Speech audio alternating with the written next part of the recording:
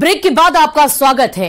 वो साल 2010 था और इसी साल डॉक्टर सुकांतो की बड़ी बहू मधुमिता की बहन मोमिता सरकार सुकांतो परिवार की बहू बनकर आई थी और कम समय में ही पूरा परिवार मोमिता को पसंद करने लगा था और मोमिता भी संस्कारी बहू बनकर पूरे परिवार का ख्याल रखने लगी, जो मधुमिता को नागवार गुजरा क्योंकि परिवार के सभी सदस्य मोमिता को ज्यादा तवज्जो देने लगे, उसे ज्यादा प्यार करने लगे, जिसके बाद मधुमिता को डर सताने लगा कि कहीं मोमिता मेरी जगह ना ले ले और संपत्ति की मालकिन ना बन बैठे।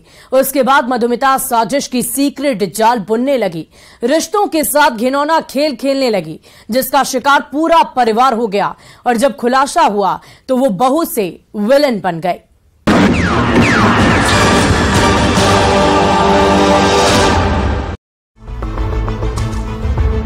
मधुमिता की लगातार धमकी और प्रताड़ना से पूरा परिवार डिप्रेशन में रहने लगा और परिवार की खुशियां कहीं खो गई। जो परिवार हंसी खुशी जिंदगी गुजार रहा था, वो धीरे धीरे मधुमिता की वजह से डिप्रेशन का शिकार होने लगा। इतना ही नहीं, धमकी के बाद मधुमिता ने परिवार पर केस किया और कई एनजीओ की महिलाओं को घर बुलाकर सभी को लगातार बेइज्जत भी करवाया और खुद भी बेइज्जत की। साथ ही साथ कई नोटिस भी भिजवाया था, जिसे लेकर पूरा परिवार परेशान था। जो मधुमिता चाह रही थी वही हो रहा था, क्योंकि उसे डर था कि कहीं पूरी संपत्ति मोमिता ना हड़प ले। उसी डर की जद में आकर मधुमिता विलन बनकर परिवार के खिलाफ साजिश रचने लगी थी, जिसकी सीक्रेट साजिश की जाल में पूरा परिवार फंस गया। मधुमिता सरकार ने अपने ससुर डॉक्टर सुकांतो सरकार और अपने पति पर घर की छोटी बहू मोमिता के साथ अवैध संबंध होने का आरोप लगाया था। इन झूठे आरोपों को परिवार बर्दाश्त नहीं कर पाया और एक साथ आपसी सहमति के साथ पूरे परिवार ने सामूहिक तौर पर सुसाइड करने का निर्णय ले लिया, जिसके बाद 9 अक्टूबर 2016 को डॉक्टर सुकांतो सरकार ने परिवार के सभी सदस्यों की रजामंदी के मुताबिक मौत वाला इंजेक्शन दे दिया, जिसके बाद सभी मौत की नींद में सो गए। उसके बाद खुद डॉक्टर सुकांतो सरकार ने भी मौत को गले लगा लिया, जिनकी मौत इलाज के दौरान अस्पताल में हो गई। जिसके बाद पुलिस पूरे मामले की तफ्तीश में जुट गई और फ्लैट का कोना कोना तलाशने लगी। इसी दौरान पुलिस को फ्लैट के कमरे से नोटबुक में लिखा 4 सुसाइड नोट मिला, जो फ्लैट में लगे सेफ के ऊपर रखा हुआ था। All are loved, best of luck लिखा हुआ था। इसके नीचे मरने वालों ने अलग अलग नोट लिखा था। रिश्तेदारों और घर वालों को बताया गया था कि मधुमिता ने मानसिक तौर पर सभी को प्रताड़ित किया है। मधुमिता परिवार की प्रतिष्ठा को धूमिल कर रही है और जीना मुश्किल कर दिया है।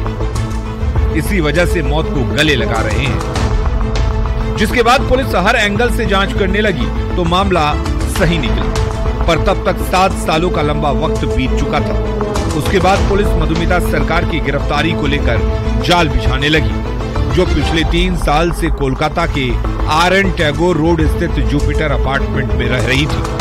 जैसे ही आरोप साबित हुआ और मधुमिता की गिरफ्तारी को लेकर वारंट जारी हुआ, वैसे ही मधुमिता कोर्ट से बेल लेने की कोशिश करने लगी, पर उसे कामयाबी नहीं मिल रही थी।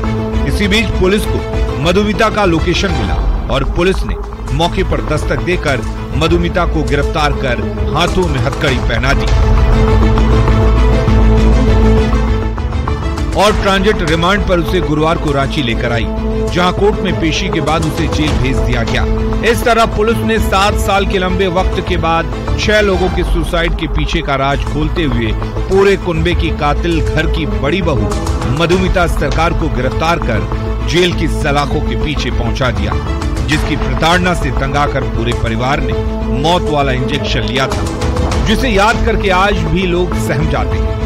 पर जिस तरह से संपत्ति के लिए घर की बड़ी बहू ने विलन बनकर साजिश रची और सभी को इस कदर प्रताड़ित किया, जिससे कि परिवार के सभी सदस्य मौत को गले लगाने को मजबूर हो गए और मौत को गले लगा भी लिया, पर मधुमिता अपने मकसद में कामयाब नहीं हुई, जिसकी आगे की जिंदगी अब जेल की सलाखों में कटेगी और काल कोठरी में सिसकियां भरेगी, जिससे सबक लेने की जरूरत है।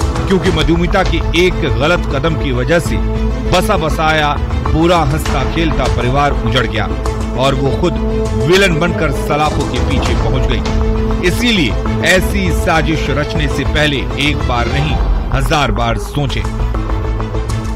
न्यूज़ 18 के लिए रांची से रूपाली त्रिपाठी और ओम प्रकाश के साथ ब्यूरो रिपोर्ट। अपराधी चाहे लाख शातिर हो, तफ्तीश की दिशा अगर सही है तो बच नहीं सकता कोई गुनाहगार सलाखों के पीछे जाने से। तो पुलिस चाहे सोई हो, मुजरिम चाहे कोई भी हो, आप बने रहे हमारे साथ, क्योंकि हर जुर्म के खिलाफ हमारी तफ्तीश लगातार जारी है।